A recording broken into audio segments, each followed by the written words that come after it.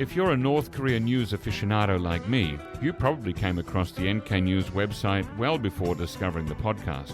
It's an incredible source that gets you behind the headlines to give you what's probably the most reliable and evidence-based news on North Korea.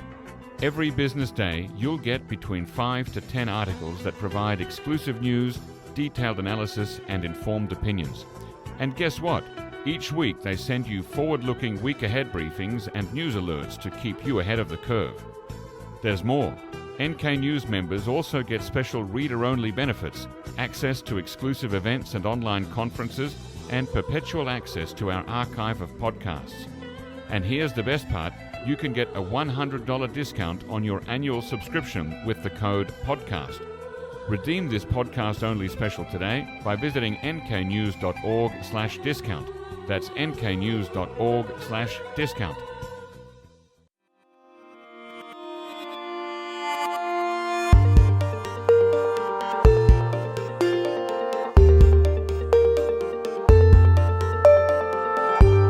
Hello listeners and welcome to the NK News podcast. I'm your host, Jacko Zwetsloot, and today it is the monthly roundtable month in review recorded on Tuesday, December the 12th in the NK News Situation Room, or studio as we like to call it.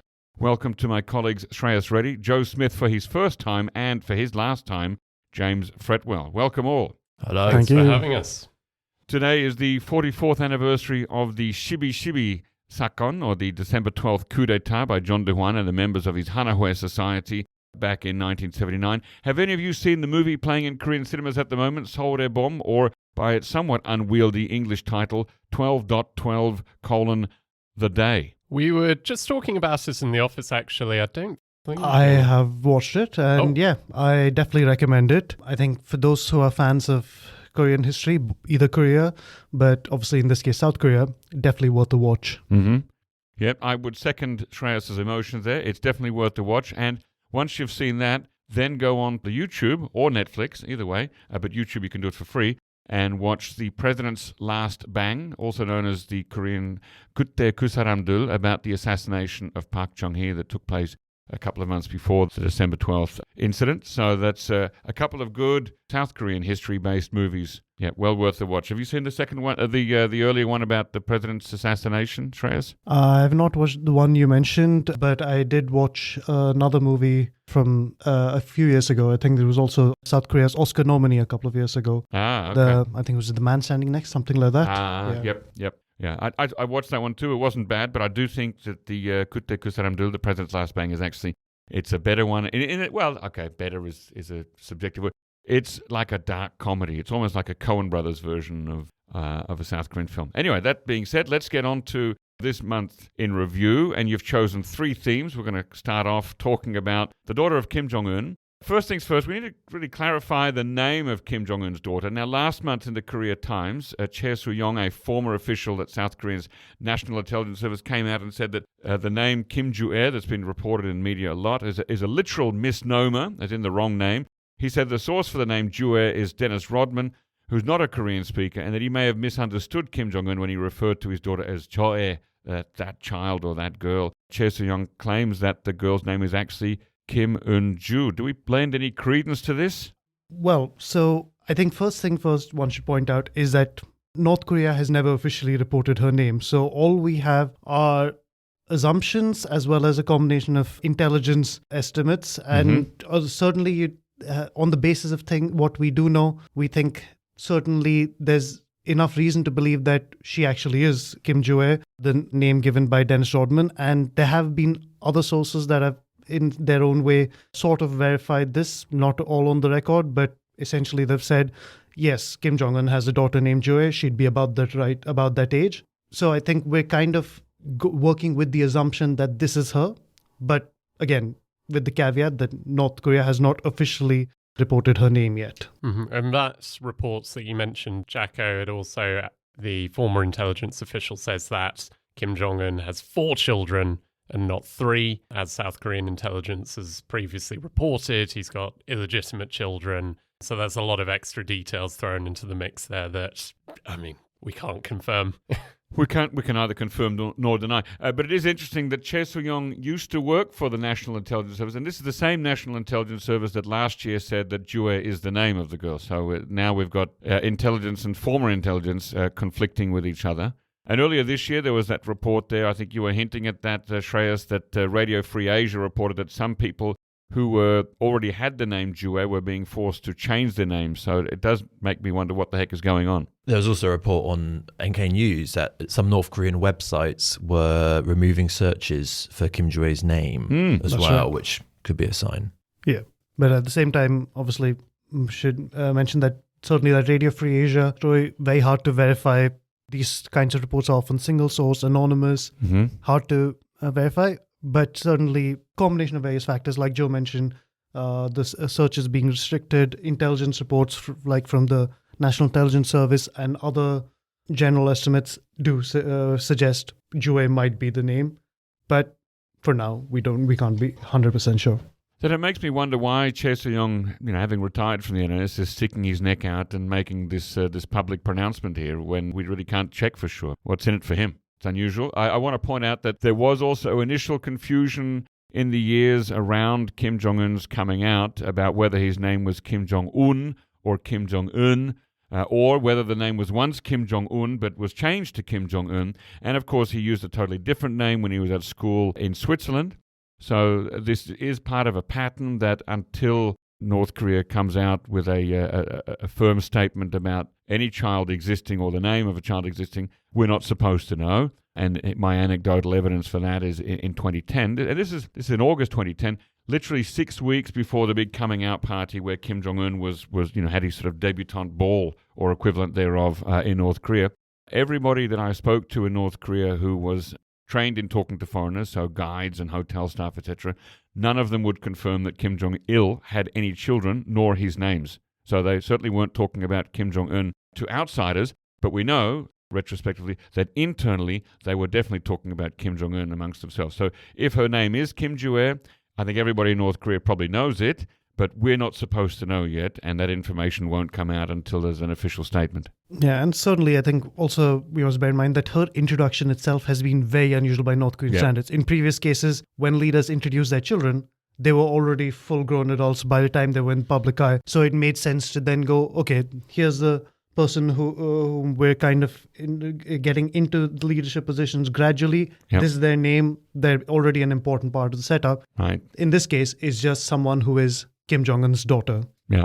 Yeah, and it's interesting. We'll come back to the question of whether there are multiple kids and what that means. Now on to a less serious story, but one that has had a lot of eyes on it recently, if you'll pardon the pun, and that is that Kim Jong-un's daughter wore some Gucci sunglasses. Joe, give us the scoop on this. Well, I think you're referring to the Gucci GG3644S D28ED sunglasses. What's the retail price? We don't actually know the retail price because they're quite old. Discontinued product, but... what would, if I went to eBay, for example, or Yahoo Japan to get a second-hand pair, what would they cost me? Anywhere between $78 to $288, but in varying states of, condition. Right, okay. Well, that's certainly a luxury item, but not a hefty price tag. Maybe they were her mum's, possibly. Perhaps. And earlier this year, she wore a Dior kids jacket that cost more than the price of 2 pure wool tailored suits at a tailor shop here in Seoul. If that's $2,000, then yes, that's exactly how much it cost. Right. Now, there have been United Nations sanctions on the sale of luxury goods to North Korea for a long time. How did these glasses and the Dior kids jacket slip in? Well, if you knew the answer to that, that'd be a great story. But these Gucci glasses were a discontinued product. The Dior coat was not. But also, the foreign minister, Choi Son-hee, had a Gucci bag not long ago, which we reported on, and that was $10,000. But that was also discontinued. Oh. So she could have bought that on the resale market. Yeah, they seem to have a big secondary market on luxury goods. Well, yeah, it seems to be that maybe that's what the elites in North Korea are buying from. Have either Gucci or Dior released a statement? Gucci did reply very belatedly to one of my emails saying they won't make any comment on the matter. Okay. I was very disappointed. Gee, all right. Now, Unification Minister Kim Yong-ho has publicly stated recently that he believes that Kim Jong-un may be in a hurry to anoint his daughter, who's around 10 years old, to be his successor. Why is he saying this? I mean, he could be alluding to, there's been lots of speculation over the years about Kim Jong-un's health, perhaps. You know, he disappears for long periods of time from state media. And so maybe Kim knows that, you know, he's approaching his final few years, or that he has some kind of condition or whatever, or just, you know, just in case something happens, he wants to have his successor in place. It could be to do with something, I don't know, to do with the country's difficult economic situation. He's just trying to shore up political stability in that sense by promoting an heir. Yeah, we don't know. We don't know for sure yet. So he didn't, in his statement, Kim Jong-ho didn't give any specifics on that, like, you know, I think the guy's going to die soon, so therefore he wants to anoint his daughter as successor. Kim Jong-ho said that, you know, Kim Jong-un appears, so he's not saying anything for sure, but that he appears to be in a hurry to highlight his daughter. And that seems to suggest that he is trying to demonstrate his will for succession in the face of difficulties that North Korea is facing. So that's quite vaguely worded. Remember that a lot of South Korean officials, especially under this administration, which is very hardline toward North Korea, they issue a lot of statements about criticizing North Korean human rights, criticizing the capabilities of North Korea's military. So, you know, there's always the possibility that the unification minister might kind of be jumbling in a lot of things there to kind of criticize the North in another way.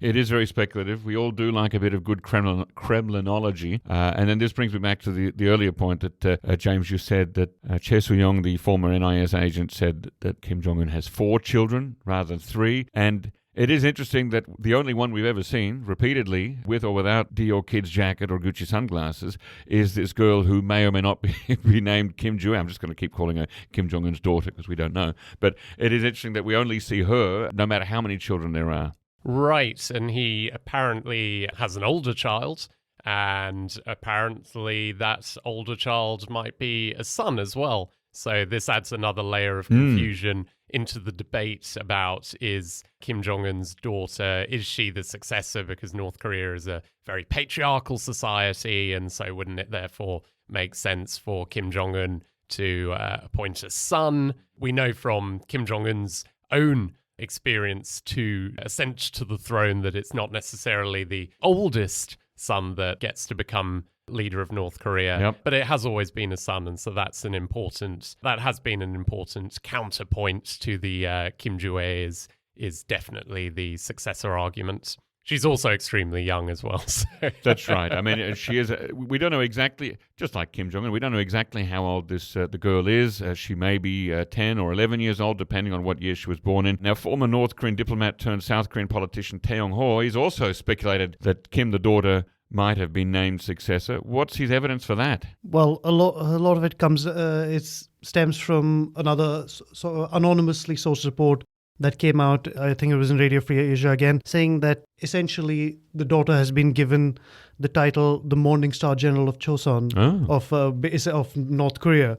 And essentially this report is aimed at showing that she's kind of developing her own little cult of personality, that she's being elevated, she's being given a significant title. Right. And so they're saying that this title change, so far she's been called Kim Jong-un's beloved daughter, his respected daughter, and they're saying that this basically implies that they're kind of propelling her to the leadership. They're trying to position her in that situation where she has titles similar to her grandfather, her great-grandfather, who certainly were known by similar astronomical epithets.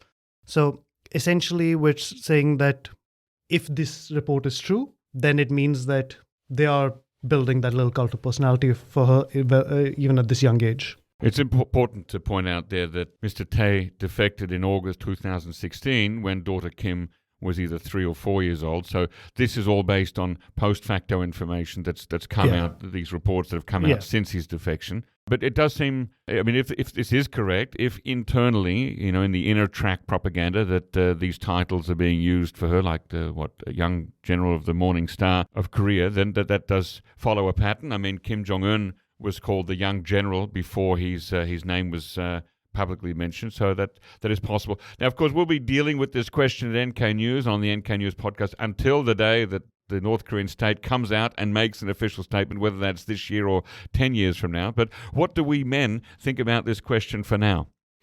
I think it's definitely very possible that she's the successor. I think more than gender, the most important thing when it comes to applying for the North Korean leadership position is your bloodline. And she is the daughter of Kim Jong Un, who is the grandson of Kim Il Sung. So I think she's a very strong contender. Okay, Joe, do you agree? Yeah, I mean, I think she's being groomed for the role, but I mean, if something like were to happen to Kim Jong Un tomorrow, let's say, then I think possibly Kim Yo Jong would be taking charge. Like a kind of a regent, an interim, yes, a steward, as it were. Okay, Shreyas, any thoughts? Yeah, I would also say that certainly her bloodline, that sacred Pecto bloodline, as it were, makes her a very strong candidate. And the fact that she's being presented in public in this manner, like such a high profile at such a young age, certainly suggests she's being groomed for it.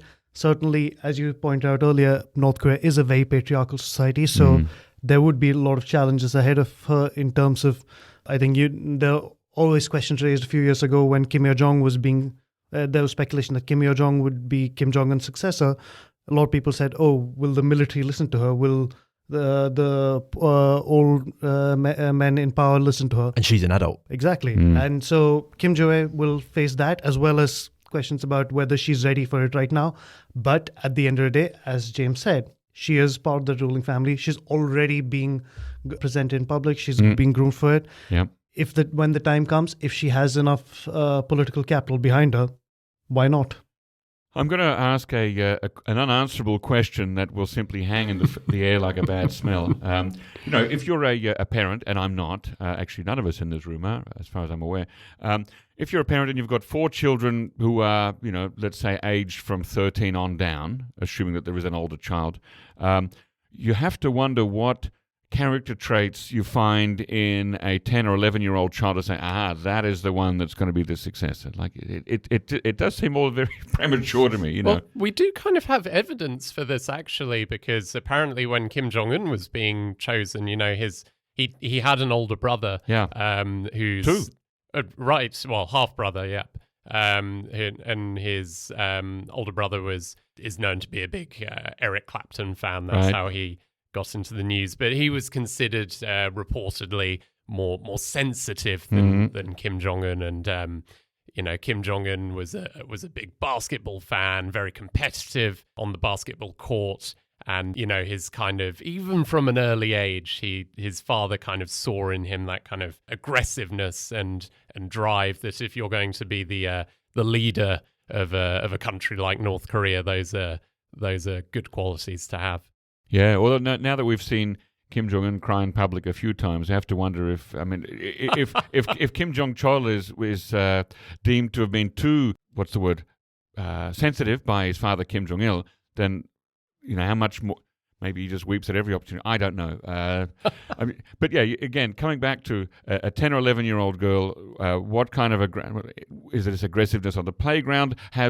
For successor fans out there, have they played a game of bore on the floor in one of Kim Jong-un's palaces there, and the girl was faster at grabbing the sausage? I mean, we just don't know. It is a good question though, but I think it does. I would assume it does say about Kim Joo-ae that she definitely is intelligent and has a lot of drive in her. I think it's fairly safe to assume those things. Otherwise, I mean, it'd be a huge risk to start introducing her in that sense. Time will tell, and the North Korean state, of course, in its own time will tell too. All right, let's move on to the second theme, and that is of embassy closures. Joe Smith, welcome on the show. I've already said that, but how does it feel to be on this side of the mic for the first time? Oh, absolutely splendid. How long have you been listening to the NK News podcast? Yeah, I previously told Jacko that I think I first started listening in 2017, and I never ever thought that one day I'd be hearing that central voice That's amazing. so up close. that he actually started listening a year before we started the podcast in February 2018. Was it? No. I'll have to go back and. We began in time for the Olympic détente of Februay, March 2018. You've been saving this joke for when I came on the podcast to embarrass I me. didn't know you were going to say 2017 until just now. So. But I am flattered that you've been listening for a very long time, and it's great to welcome you here on the show as one of the colleagues rather than a listener. Now, North Korea has closed many embassies and other consular missions in the last month or two. Can you give us a running count of how many countries, which countries, and the one city that have been closed? Well, so far, we're up to 9. Okay. We've got Angola, Uganda, Spain, Bangladesh, Republic of Congo, Nepal, Senegal, Guinea, and the Hong Kong consulate. Right, okay, so that is 9, so we're still a little bit under a dozen. Do we know if more embassies are planned to be closed? Are there confirmations or rumours? Yes, there are. There was a Japanese newspaper that reported up to a dozen could close, so there's certainly room for more. I've said this before in the podcast, and I'll say it again. For me, Hong Kong was the surprise. Are there any surprises in that list for you? I guess it's been a bit of a surprise to some people, including myself, how many from Africa. It seems like there's been a real shift in that sense. Yeah, and Senegal in particular, with the 52-metre tall African Renaissance monument made of bronze just outside Dakar. It was designed and built by Mansour Overseas Projects. Now, closing the embassy in Dakar would be, I think, symbolically meaningful, though it might not mean much in actual practice or business, because we know that North Korean embassies are in charge of bringing in business and money back for the headquarters back home. And that symbolism is United Nations sanctions breaking jobs. Right. Now, what about Guinea, where there was once an institute for the study of juche agriculture to try to work out how North Korean juche agriculture methods could be adapted to African conditions? I mean, was there much activity there recently, or is this, are they all offices that have been pretty quiet and they're just closing the doors and no one's really noticed? Guinea especially very quiet, it seems. Senegal, like you say, there had been some projects building statues, but nothing recent, nothing. They seem pretty empty, to be honest. It seems like there's not much going on. And why is this all happening? Is it all just about money? Well, Tae Yong-ho thinks it is. He was the number 2 at the mission in London. Now, of course, he worked at many different North Korean consular offices in Europe during his tenure. Yes. Some of them were forced to close because of sales of duty-free cigarettes on the black market or things like that. So he knows a little bit about making money. Of course. Well, he was saying, he just reckons the sanctions are hurting these countries badly, and North Korea, because of that, have got to sort of shift their priorities. But however, Andrei Lankov did say to NK News that he thinks North Korea is just closing more inwards. He says their financial situation isn't as bad as what other people are making out, but they're just returning to sort of Kim Il-sunglism. Has North Korea made any statements about all these consular closures? They have, yeah. They said just that they're changing their direction, and they said they're going to open a few more. They're acting like it's business as usual. Nothing Opening to worry a few about. more. Well, it'll be interesting to see if they do open a few more. I mean, are there any signs or hints of any new offices being opened anywhere? Nicaragua Ah. is the only one where the Prime Minister has hinted at greater relations and the possibility of opening an embassy. So in that case, I should point out it was more that Nicaragua said they want to open an embassy in Pyongyang, but the impression is if they're going to upgrade relations, then perhaps Pyongyang may want to reciprocate as well. Right. Help me out here. Is Nicaragua the country that adopted the Bitcoin as a legal tender, or is that El Salvador? Am I wrong here? Well, I know Venezuela certainly pitched a currency of their own at one point, but I'll have to recheck. Or it may be one that uses the US dollar, which would be an interesting one, wouldn't it? If it's a dollarized economy, that would be difficult for North Koreans to have an office there, I would imagine, given the American State Department, the OFAC, not State Department, OFAC sanctions. Well, Nicaragua certainly has its fair share of anti-US sentiment, so I think in that sense there will be something there for them to latch onto.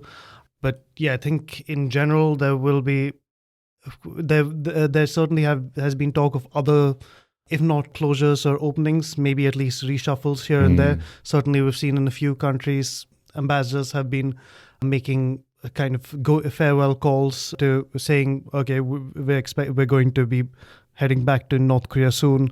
So I think it's a case of right now waiting and watching to see what will become of their embassies after they leave. Right, the North Korean ambassador to Switzerland has been recalled, hasn't he?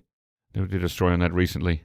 Yeah, I think so. Still looking into the circumstances surrounding that, but also I think the ambassador to Indonesia has been paying farewell calls. Mhm. I think Indonesian media reported that he is expected to go back in mid-December. Okay, wow.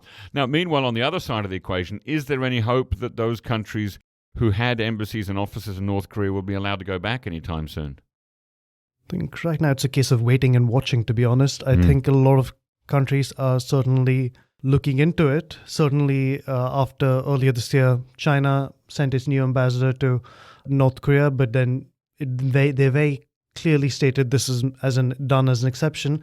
And then since then, Russia has managed several diplomatic shuffles just because, well, frankly, they had diplomats stuck there for almost 4 years. Yeah. So they've had people going in and out.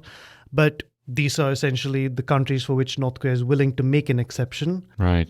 But it has at least given a lot of other countries that had embassies, had operations there, hope that they might be able to go in there. But at the moment, it doesn't seem like there's any progress on that front. It's similar to the tourism. I think we keep hearing different time frames of when this will be allowed to happen.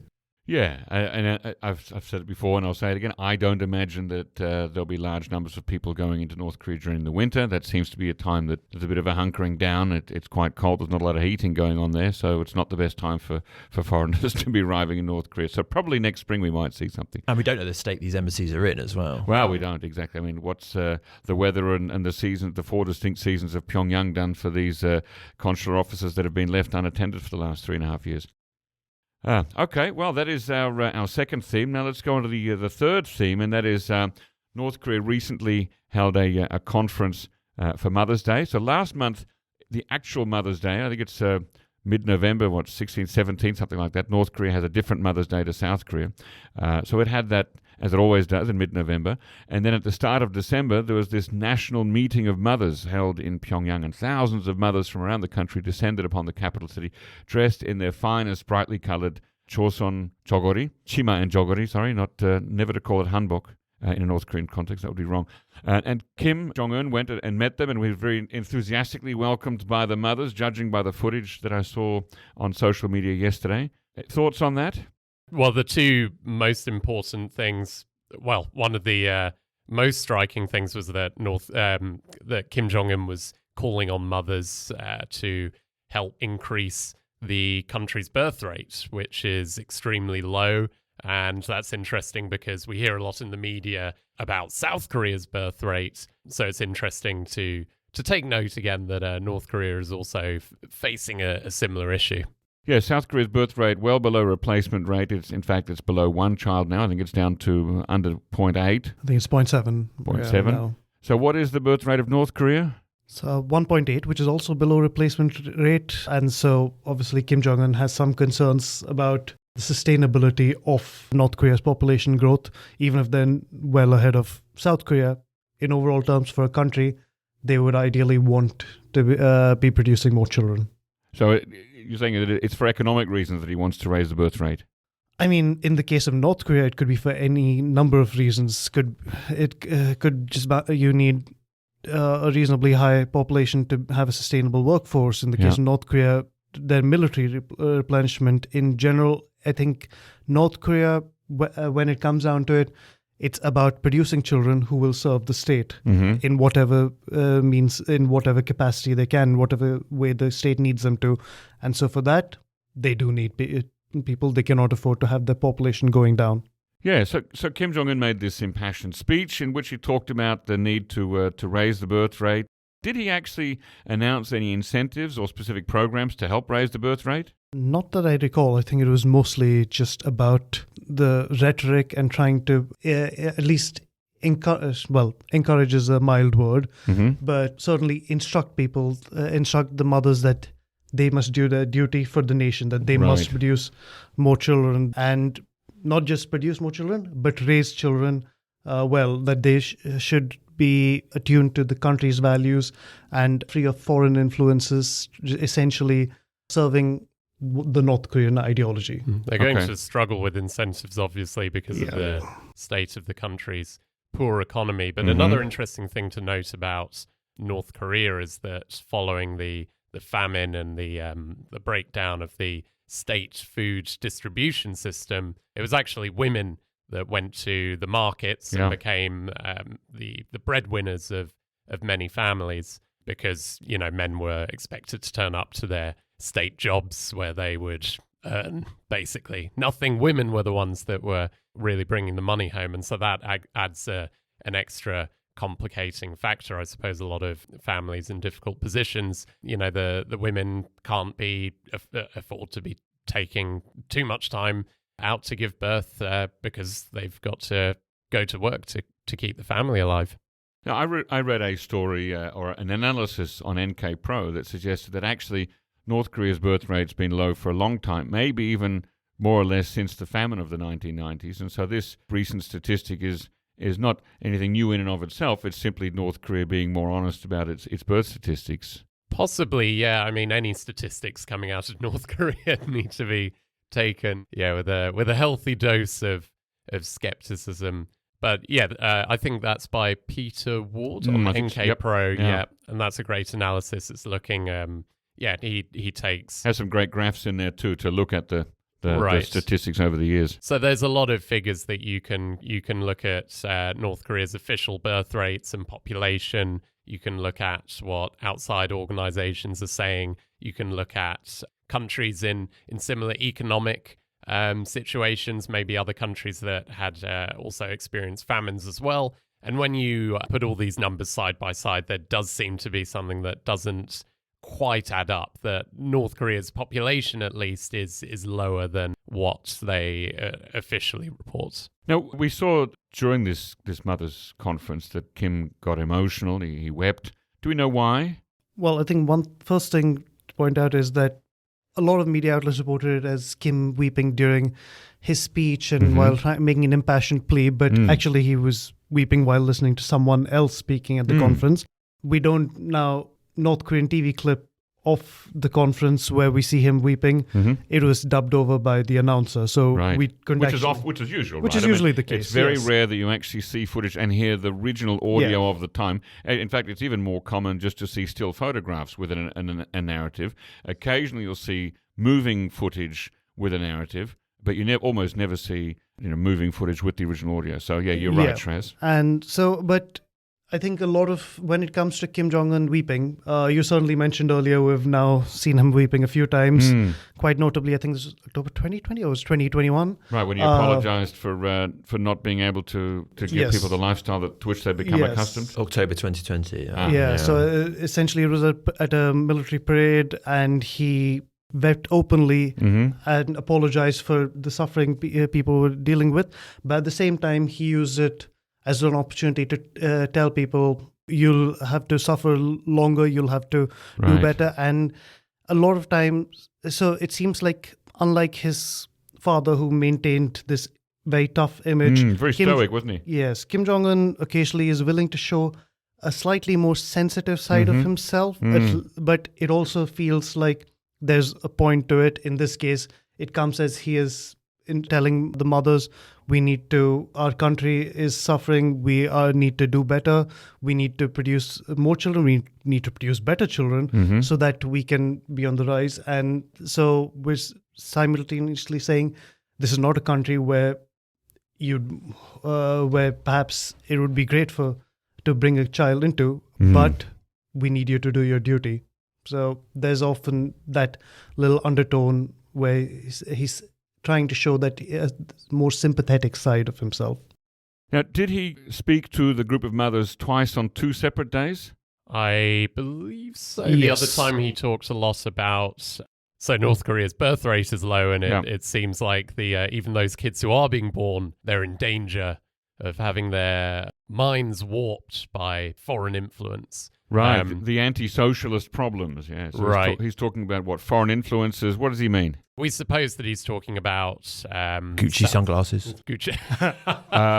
Maybe not. That is a good point, though. I mean, there is a strong element of hypocrisy in that the North Korean leader's family gets to enjoy all these luxury goods imported from abroad, while the rest of the population is told, no, you can't watch South Korean movies, you can't enjoy many of the things that the leadership might be enjoying from. Right, so he's talking more about cultural products rather than physical commercial items, yeah? Yes, and I think, the danger for the North Korean ruler is that if a lot of North Korean young people are consuming foreign media, especially from South Korea, then they might start to get ideas about, hey, why does South Korea look so great comparing to where I'm living, and why do we have to live under these circumstances? And maybe, contrary to what I've been told, maybe South Korea is the better Korea to be unified under. Now, why is this being talked about again and again and again? I mean, this is the umpteenth story we've done in the last 2 years about Kim Jong Un complaining about foreign culture influence in North Korea. Well, I mean, at the end of the day, I think, as James mentioned, it is something that perhaps the North Korean leadership, more than anything else, what they would have to fear is information, outside influences, people getting the sense that this country isn't everything I've been told it is, and the outside world isn't everything I've told it is. When you spend decades cutting off people's access to information, you can't really, and telling them that they will not get a better life anywhere else, it is dangerous to let them find out that, one, they could have a better life elsewhere, but perhaps even more dangerously, they could have a better life within North Korea if it was a very different country. And so for them, information is the biggest danger, and they will do whatever it takes to cut it out. And certainly when we speak to defectors, quite often we're told that they got to, the ones who were living near border areas, they got exposed to outside culture through DVDs, USB sticks, pamphlets, whatever that might have been smuggled across the border. And they watched South Korean dramas, they listened to South Korean music, maybe other influences from other countries, and they got a sense of what life is actually like outside that they had been lied to.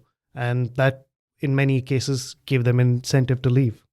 So the fact that Kim Jong Un and North Korean state media and other government organs, they keep talking about this, can we deduce from that there is a large number of foreign materials being smuggled into North Korea? I think we definitely can.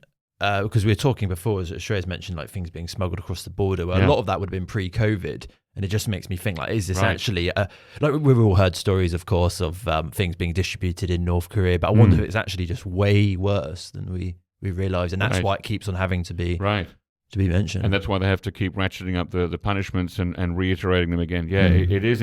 Of course, these are so, like many other things, we'll never know the full extent of this for quite some time, but you can get a hint that maybe there's something more going on beneath the surface than we know. I think for sure. Now, the only two names of people that I saw speaking to these thousands of mothers gathered there were Kim Jong Un himself and another senior North Korean government official, Ri Il-hwan, who's also a man. So it brings me to the question, here in this round table of men, did only male officials speak to these thousands of mothers? Well, a lot of the women who were participating in the conference also got to speak. So, in fact, most of the speeches would have come from them. It is true that Kim Jong-un and Ri Il-hwan were the only ones who were cited, and certainly we got to see them speaking in TV reports as well. But there were also other male officials present. But much of the conference was very much involved the mothers, and even some performances from children, just very much for the entertainment of the leader, perhaps. But I think it's one of those cases where you say, it's partly about the leader. It's very much about the leader, but at the same time, there was a focus on the women, and they got to go on stage, or they got to talk for the benefit of the leader, in a sense. Right, and they also got to greet the leader enthusiastically, as we saw in the footage. So it's really, it feels like these thousands of mothers there they are kind of the star of the show, but more of a supporting role, or as passive agents, sort of recipients of the wisdom and the glory that Kim Jong Un shines upon them. As is the case at the Mothers' Conference, as is the case at every conference in North Korea, I suppose. Yeah, I suppose so. Gosh. All right, any final word on the Mothers' Conference? Anything else that came out of it? Oh, I should say we did mention this before, I don't think Kim Jong-un had addressed the Mothers' Conference before. This is the first time I recall him actually giving a speech. He's been there for a photo op, but I don't recall him actually speaking and that speech being reported on before. I think might need to recheck that, but yeah, I don't recall that either.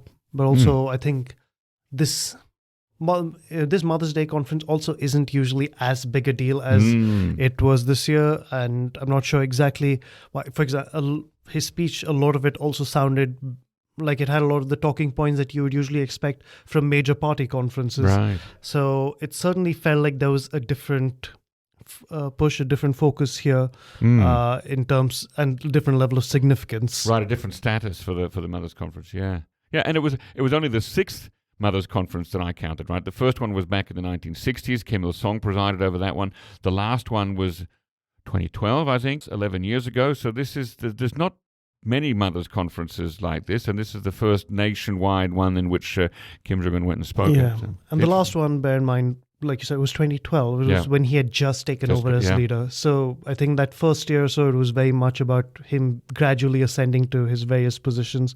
So I think this was perhaps in some ways low priority. And I think even then, a lot of what he was doing was carrying over from what his father used to do. He had yet to set his own agenda. Now he's very much his own man. His own man, yeah. All right, that is it for the third theme. Now, James, this is your final time as a regular on the podcast because you'll be leaving NK News soon. You've been here for a long time now. What have you chosen to go and do? Well, initially I'll be going to Taiwan, actually, to go to language school. And I'm hoping also going forward to keep writing for NK News as well, if they'll let me. Great. Do some freelance writing. And then after that, on to the next step, which I won't confirm because it's not set in stone yet. But yeah, hopefully this won't be the end of me at NK News. Wow, okay. Tantalizing us with a hint of a possible future return. Tell us about some of your memorable experiences here, James, over the years. Well, a lot of the trips up to the border islands with the team, they've been a lot of fun. Unfortunately, actually, while I've been working here, I haven't been able to go to North Korea. I mean, none of the team has actually, because I started in mid-2019, and then, of course, the COVID pandemic happened, and, I mean, that's still ongoing in some ways in North Korea. You can't go as a tourist or a journalist at the moment. But some of those trips up to the border have been lots of great fun with the team. Working with North Korean defectors as well is always very special for me, because that's the reason I first came to Korea in the first place 10 years ago.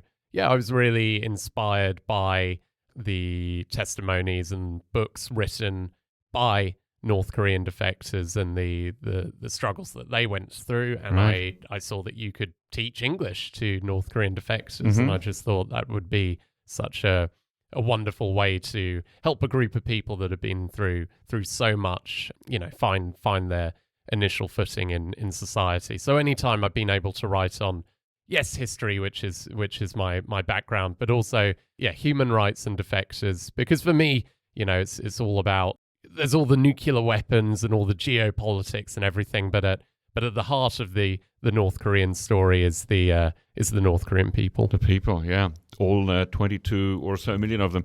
Now, you've probably learnt a few things here from your time at NK News, and here we are. We've got you on the one side of the table, and right next to you there's Joe Smith here for his first time. This is like a symbolic handing over of the baton. Could you impart lay some wisdom down on Joe, who's here for his first time? What have you learnt that he should know? Get out where you can. No. Oh boy. No. Cut that out, producer. No.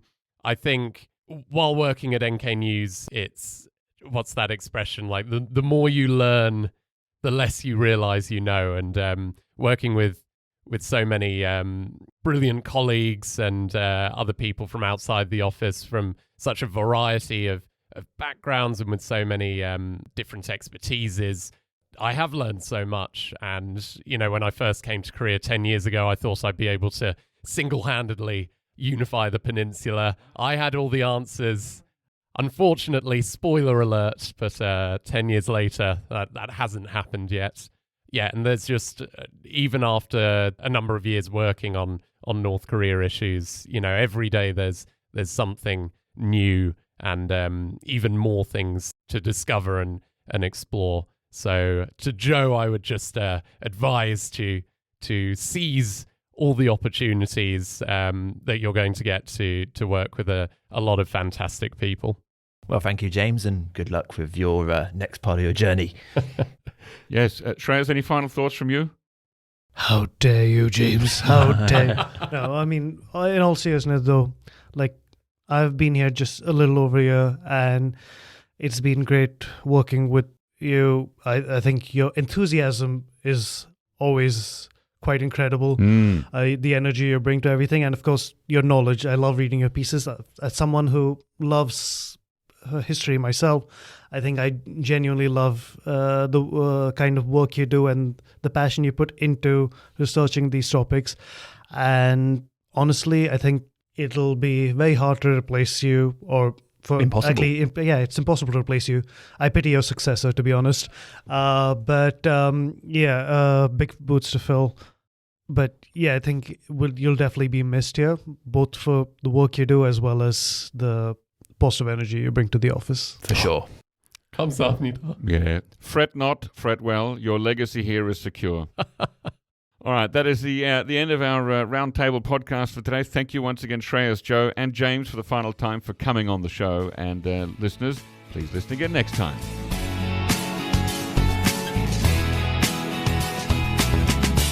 NK News has launched a new app that makes staying updated on all things North Korea easier than ever. The app gives access to the latest articles so you'll never miss a breaking story. It's fast, convenient, and designed with readers in mind. Our team is dedicated to bringing you the most accurate and insightful information about North Korea with content and analysis unavailable elsewhere. Don't delay. Download the NK News app from Apple's App Store or Google Play and stay connected with the latest North Korea news and analysis.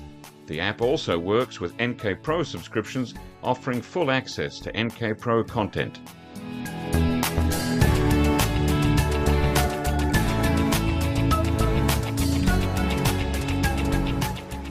Ladies and gentlemen, that brings us to the end of our podcast episode for today. Our thanks go to Brian Betts and Alana Hill for facilitating this episode, and to our post-recording producer genius Gabby Magnuson, who cuts out all the extraneous noises, awkward silences, bodily functions, and fixes the audio levels. Thank you, and listen again next time.